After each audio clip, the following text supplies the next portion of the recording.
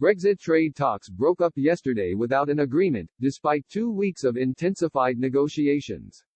The EU is still failing to deal with Britain as an independent state, officials on the UK side claimed.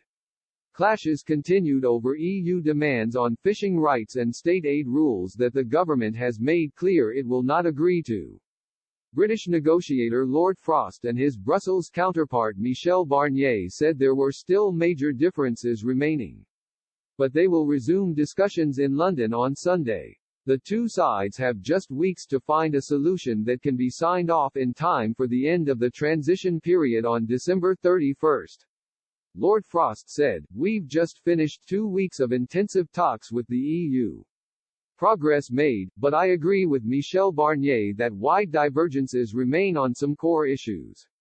We will continue to work to find solutions that fully respect UK sovereignty."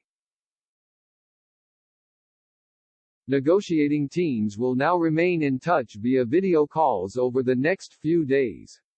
Brussels officials believe a Joe Biden U.S. presidency will give it the advantage in the last stages of the talks, as the Democrat has said he will prioritize the EU.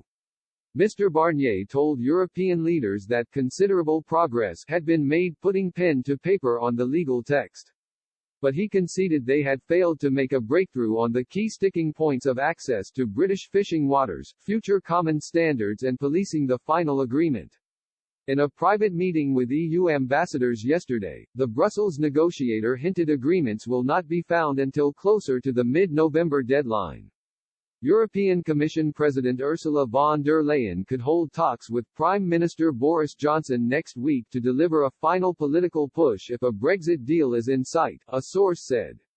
Both sides are hoping to strike an agreement by November 16 at the latest, but many fear talks can still collapse if the deadlock remains.